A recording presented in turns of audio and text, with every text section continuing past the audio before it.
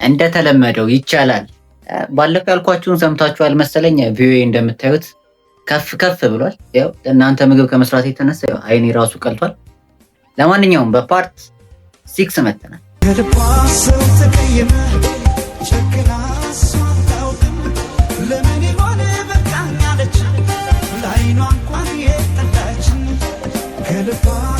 ተቀይመ ጨክና